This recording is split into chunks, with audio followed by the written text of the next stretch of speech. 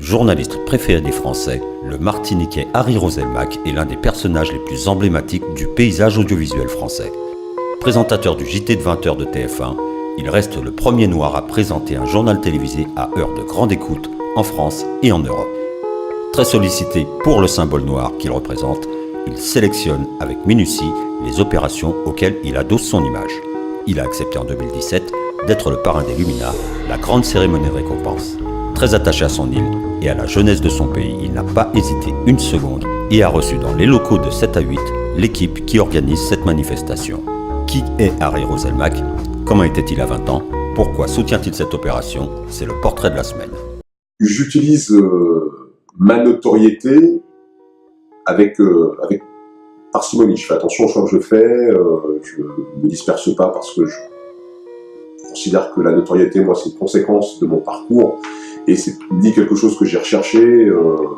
Grosso modo, je ne fais pas ce que je fais parce que j'avais envie d'avoir de la notoriété. Donc cette notoriété, je l'utilise vraiment quand les gens qui viennent me voir me disent des choses qui me touchent, et c'est vrai que je suis complètement d'accord avec le constat qui a fait que vous avez créé les Lumina, c'est-à-dire que la jeunesse en général, mais la jeunesse martiniquaise en particulier, est trop peu souvent mise en valeur, et on parle trop souvent des jeunes en termes négatifs.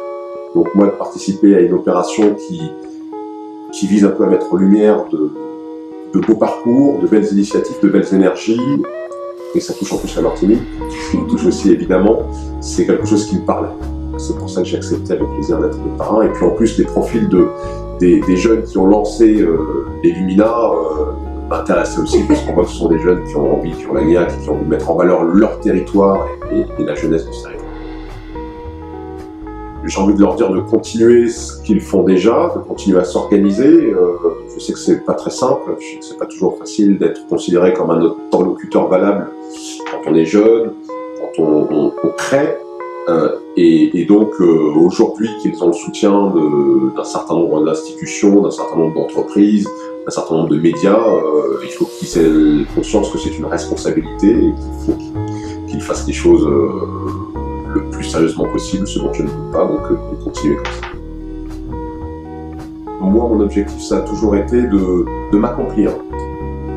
J'ai jamais considéré l'ambition comme un moyen d'arriver à un poste, à un statut, pour ensuite m'arrêter là. Non, moi, mon ambition, ça a toujours été de me réaliser, de réaliser mes rêves. C'est la raison pour laquelle, quand je suis arrivé au journal de 20h, certains de mes collègues et de mes confrères auraient pu considérer ça comme un aboutissement, pas moi.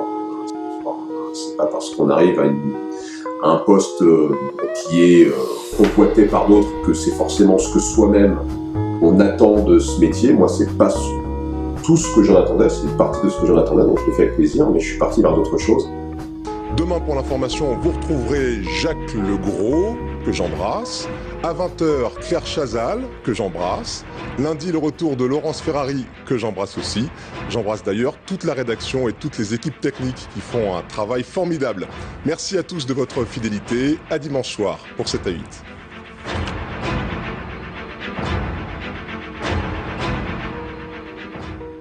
Ça a étonné beaucoup de gens que je décide d'arrêter le 20h, mais c'est la réalité, parce que moi, je voulais faire autre chose. Et donc, moi, ce que je conseille, encore une fois, aux gens, aux jeunes et aux moins jeunes, c'est d'essayer de se réaliser.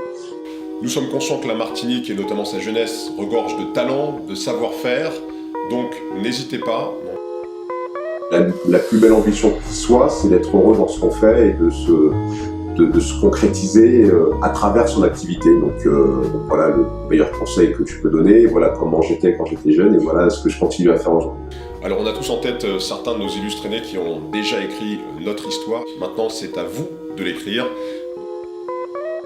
Le meilleur conseil à donner à la jeunesse, c'est d'abord de croire en ses rêves et en ses passions, parce qu'on n'est jamais aussi bon et on fait jamais aussi bien les choses que quand on les fait par passion. Et c'est ensuite de ne pas céder à la facilité, de ne pas croire que les choses sont faciles, elles le sont rarement, et donc de travailler, d'être sérieux, de croire en ses rêves et travailler pour qu'ils se réalisent.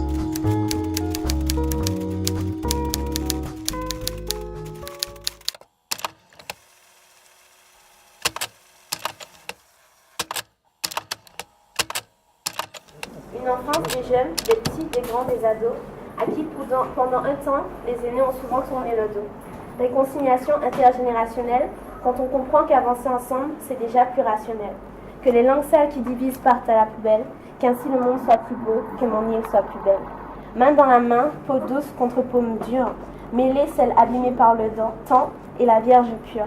Les rides, creux du savoir, sagesse, cheveux d'argent, côte à côte avec la vérité sortant de la bouche des enfants. On a montré qu'enfin, on pouvait faire quelque chose de grand, les grands coûtaient pitié autant que pitié coûtait grand.